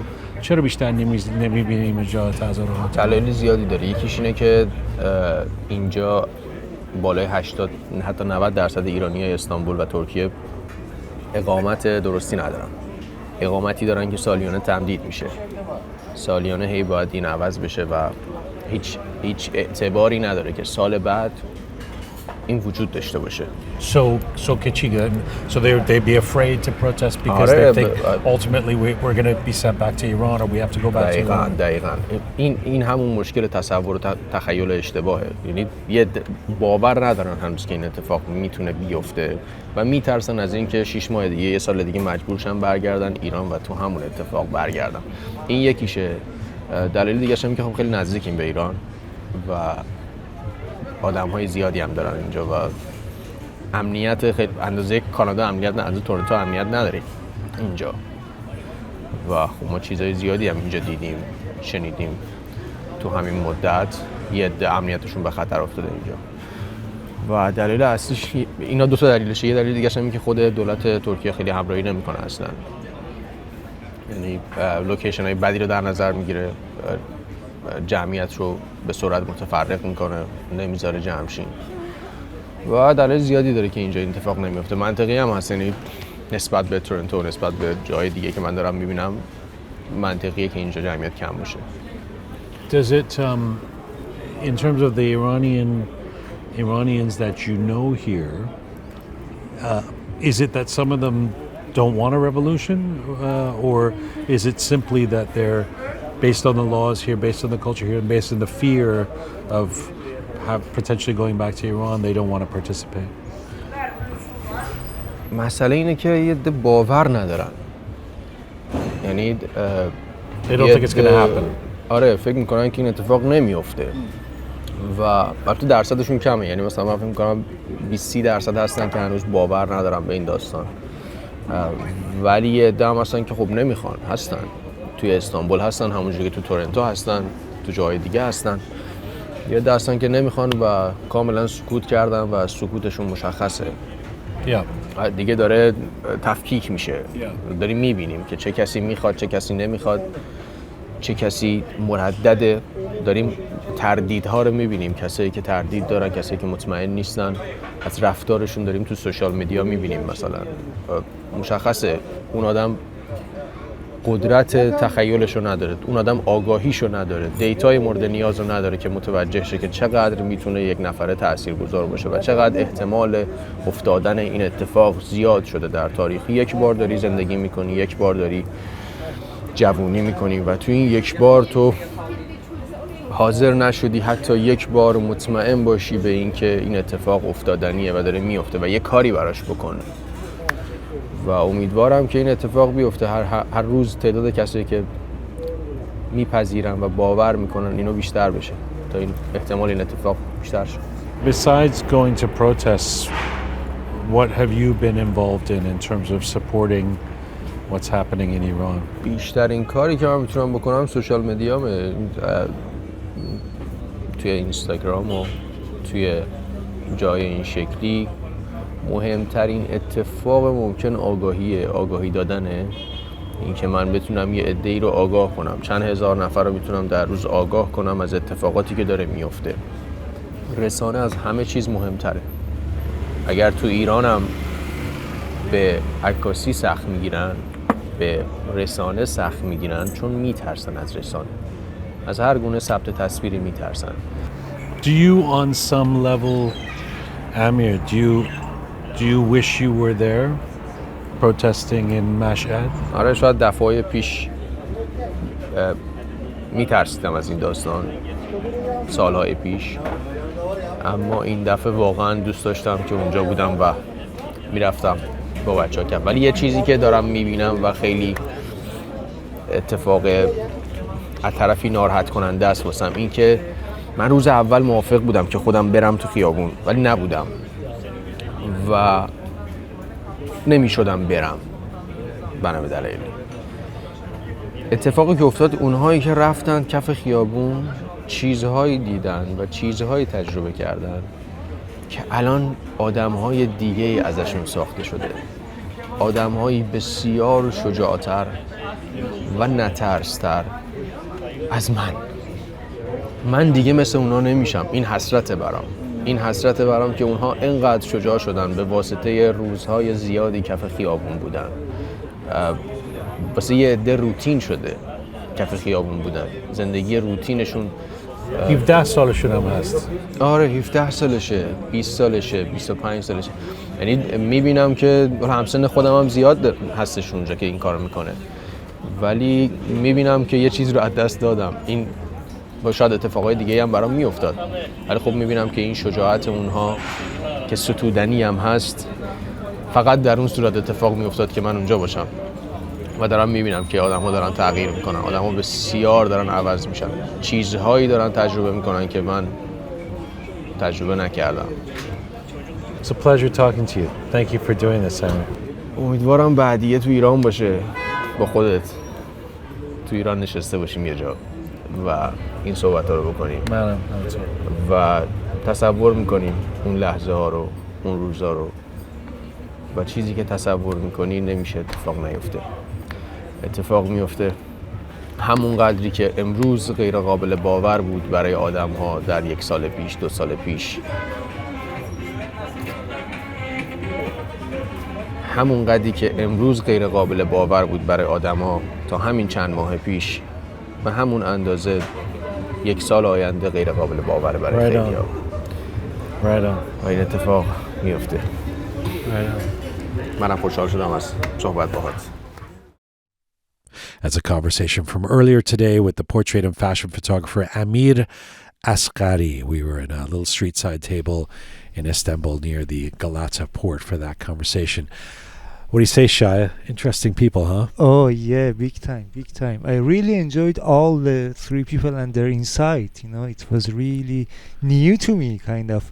We've recorded about Uprising. It's like 6 weeks, but I've listened something new, and it was. It's really true. It's really true. It's a different perspective here in Istanbul, and a really, really powerful and profound one. I thank all of them, and I'm still going to be here in Istanbul. We're going to do another show from Istanbul on Thursday. Thank you to Pegah in Toronto and Shaya there. I want to give a shout out to the recording studio we're in here in Istanbul. It's called Moda Plus. Do you know where Moda is, Shaya? Moda, you mean in music? No. Moda's an area on the Asian side of Istanbul. Oh no, it's a really, really cool area. Oh, no, and so if you're in Istanbul or you're coming here, you got to check out these, and you want to do some recording, Moda Plus Recording Studio. There's a couple of guys who've been working with us here, both of whom say their name is Mehmet. I mean, the first gentleman who's like running the studio, he's like, I'm Mehmet, and then the other guy said, I'm Mehmet. Then I started to get suspicious. Everybody's just saying their name is Mehmet. But if you call Moda Plus, just ask for Mehmet, and you'll find one of them. Great guys, and we really appreciate their support of having us here. Thanks to the amazing team who put this show together. Roham, who's here in Istanbul, and Ahita back in home there, Parisa, Pegah, Mertad, and Shaya. Thank you to all of you out there for supporting us and sharing our content. Please subscribe if you haven't done so already. You can find me on Instagram at Jian Ghomeshi. As ever, Mizud Bashin.